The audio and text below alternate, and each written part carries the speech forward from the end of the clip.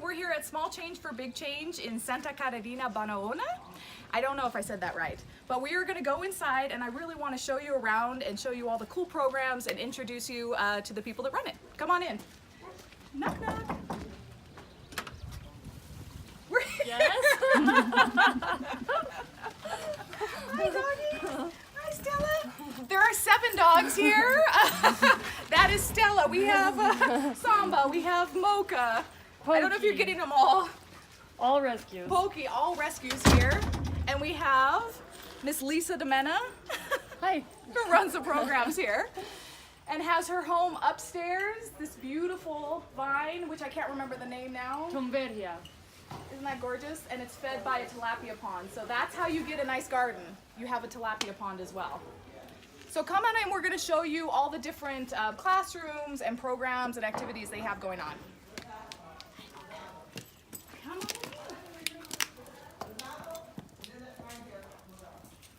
So the first classroom is set up here for homework help. Yes. And why do you have homework help as opposed to English classes that you had last year? So we used to do English classes and the kids love it because we live near Antigua and ideally they could have job opportunities, but they're not doing very well in elementary school. And a lot of their moms never have the chance to study, so even if their moms want to help them, they can't. So this is a fun place where they can come and get help, or if they don't need help and want to come do homework in groups, or just read, or just get out of the house, then they can come here. And then we also have sewing classes in here. It's multi-use. Nice. Everything has to be multi-use here. All right, let's go down. The preschool class is happening. I'm gonna try and be quiet. We'll peek in the window. Oh, so it looks like my mom brought paint sticks and they are enjoying some art this morning. Isn't that fun? Should we go inside? Let's go inside.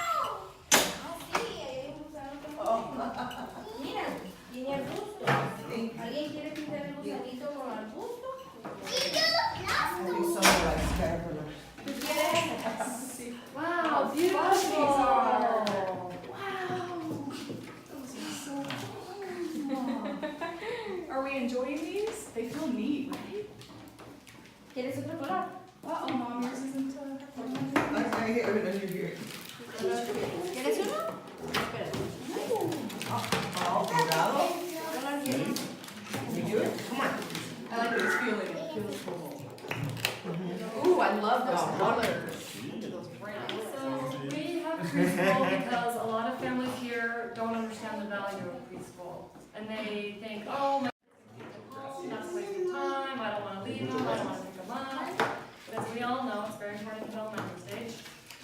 And usually the families will just send them right to first grade where they don't know anything and they fail and they just start like a whole career of struggling. As you go out, you have to make sure there are no dogs coming in. They won't. Can you go get it? Close it up? All right. All right. You have to watch out for the dogs. Some of the products that the women in the sewing cooperative make, and the idea of the sewing cooperative, these women are some of the most skilled weavers ever, anywhere. And now they're learning to sew so they can finish their weavings, but also have an additional income because weaving is such a beautiful art, but they don't make very much money. It's not very valued anymore. So they're making things for volunteers to buy. They've made some little crosses and bracelets. They've got some little bags. This is our seed bank where people can come and borrow seeds and then also deposit seeds. The women have some weavings over here. Beautiful. Yep, these are their traditional weavings. They've made some ponchos and little bags.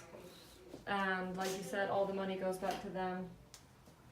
Okay, so bag of coffee roasted in this town. This is fresh.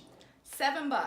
Let me know if you want me to bring you 1 or 2 or 3. So I wanted to show you specifically why this is so powerful. So each of these pieces of merchandise here have a cute little tag, and on the back it has the woman that made it and how much they're charging, and that will go directly to them. So this is Roxana, and it's 300 quetzales, which is about $40 US.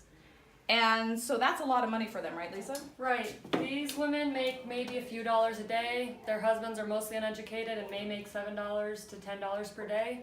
And they all have a bunch of kids that they're trying to support. So this is an awesome way for them to earn money where they can make 100% of the profits.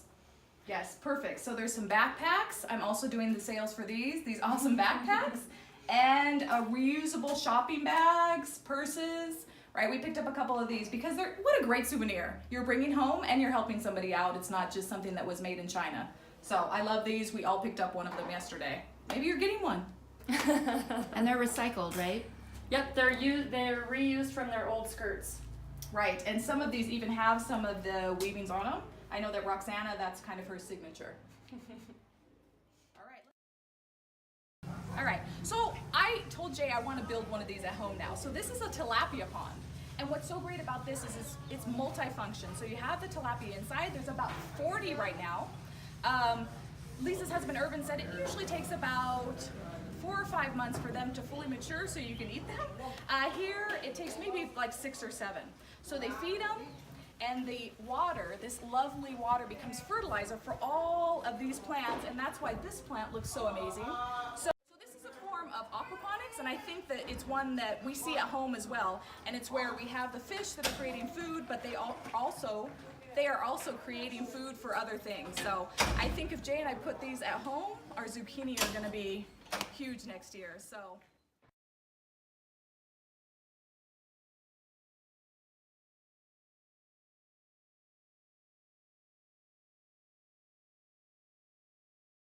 Okay, so now we're going to show you the teaching kitchen, which is really awesome, and Lisa was saying the cooking classes are the most popular program here. Look at this giant, awesome space. I think my mom said she'd like something like this at home. What a great place to cook. Now, they're not completely done with this yet. They'll have some electricity here and some refrigeration, but for now, they've got some great stuff set up. And it's definitely being used. But I asked Lisa, because it seems like all the women cook already, why would women here in this village need cooking classes? So I thought that was interesting what she had to offer. The women here are excellent cooks traditionally, but they also love a lot of soda, and they love chips. The kids love all that stuff, candies and all kinds of that. So what we're doing here is teaching the women how to cook locally and economically and easily. Right. So we're doing a lot of salads and all kinds of smoothies or recipes with eggplant and mushroom sauces, avocados. We don't use a lot of cheese or meat because those are expensive products that they can't buy and reproduce the recipe in their house. Right. But sometimes we'll have maybe 40 or 50 women here. We don't even know all of them. They just bring their friends and show up. Oh, it's a party. That's fun, right? It's a community event. Yeah, it's nice for them to get out of the house. The kids can always come and be in the reading room. Oh, that's perfect. Yeah. So who runs the programs? So we open the house, and then we work a lot with the national ministries. Okay. The cooking class specifically is run by the Ministry of Agriculture. Okay. And we just buy all of the things that we need, and sometimes we'll ask the women, like, everyone bring 1 tomato. Oh, so yeah. that nothing's Great. free. But the teachers are sent from the Ministry of Agriculture. Okay. Also, anybody else is welcome to teach. Ooh, so you could come here and volunteer to teach. If that was your passion, maybe you have a real passion for cooking, especially cooking something healthy and using local ingredients, which really is a mainstay, I think, in the US now and worldwide. You could come here and volunteer and have this beautiful view. Turn around and show the view that you get from this kitchen, because it's pretty awesome. This is a beautiful view. Who wouldn't want this view from their kitchen?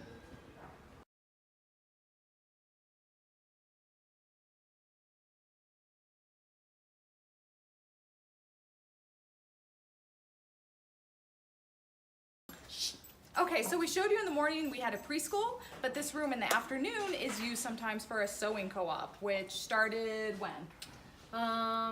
Maybe a year ago. Maybe a year ago. So come on in, let's check out what they're doing. Hopefully they don't mind us watching. So the sewing machines were donated, right? Yes. Lush Cosmetics donated us sewing machines last year and more this year, as well as funded our vet clinic and spay and neuter programs. That makes me definitely want to shop at Lush. So it looks like maybe she's using a pattern, and this is some old fabric? Yep, this is their old skirts. You can see she has something similar on now. And this is what they make the bags and products out of. And this program started basically because the women wanted to know how to sew. And we were fortunate to get the grant, and now we have 8 women that finished last year with the teacher and 10 more that are starting this year. This is a group of 3 that just came because they want to make some products to sell in the tienda. Right. So it's kind of nice because the moms can come and work on some projects that they'll make some extra money at. And they can bring their kids and they can study if they want or play. There's plenty of stuff to do that with so they don't have to find childcare, which is nearly impossible here, to make some extra money and to make products. And then these products are all sold in your store? Yes, and the women keep all the money. And the women keep all 100% of the profits are theirs to keep. So I love that they're reusing stuff that they don't need anymore. They're not using these. And they're able to repurpose them into bags and other blouses and what else do they make? They make little coin purses, string backpacks, reusable shopping bags, shawls, ponchos. They've come up with a lot of different ideas. Yeah, it's very creative. So if you're thinking there's anything that you think, oh, this would be cool to make, I think Sunshine this year suggested fanny packs. Yes, and Because that's that would be kind of nice to make. So anyway, so this is a great program. It was funded by Lush, and the women have learned a new skill here at Small Change for Big Change. Okay, so let's head down and check out the garden. So really what they're aiming for here is to be self-sustaining, to grow everything locally, to have their own food so that they don't need to go out and shop. There is a lot of food in this. It's definitely an agricultural community, but there still is some foods you can't get, and it's definitely better to grow your own. And as you can see, they have a lot of space to do it, and they've really maximized that space. Let's check out some of their stuff. So show us what you've got here, Lisa. So here in the raised beds, this is just like a compost bin gone wild. Now we've got cilantro and amaranth and wheatsteel and spinach growing from all the things we've thrown into it. Over here we have black corn growing with spinach and beans, then strawberries and sweet potatoes and one bed that's resting. And these are beds that the kids from preschool will end up working this year as part of their gardening program. And over here we have the beginnings of the food for us. The idea, like Ananda said, is that we'll just harvest everything, or that the kids that come can just come out and harvest their snacks. So we have berries and avocados and peaches and limes and lemons and oranges and pomegranates, plums, passion fruit. I want you to imagine, because a lot of this stuff is new growth, that once it fills in, it will be so lush, like such a great space. So right now, everything is kind of just beginning, except for the rosemary, which always takes over, and kind of the peach there. But this will all fill in and just be such a magical place with so much fresh food. They also have passion fruit that's a vine, so it's growing up the wall, which really just looks beautiful, but also offers, be quiet, Ricky, which also offers food benefits, so it's twofold. All right, let's check out your chickens. Who doesn't love chickens? So we've got chickens here too. For the eggs, we are not killing them, right? No. These are not for food, these are for eggs. So what we also have offered in the past, classes for women on how to raise chickens at home. A lot of people here have chickens but maybe don't know exactly how to keep them healthy. They don't vaccinate them. They don't know what natural products they can eat besides chicken feed. So we work a lot with people and their animals generally, not just chickens.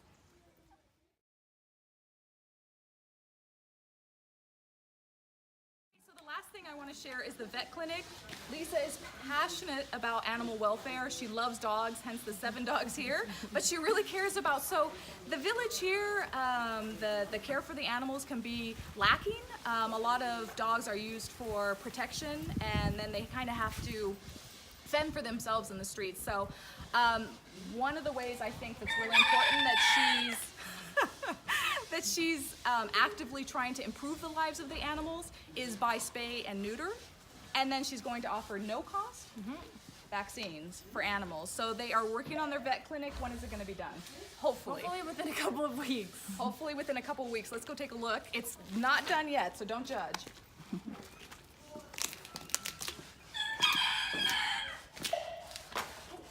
Our first patient. All right. So show us around.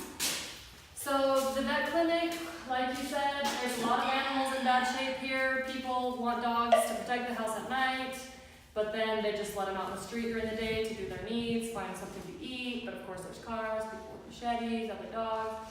So we're going to try to address a lot of those needs.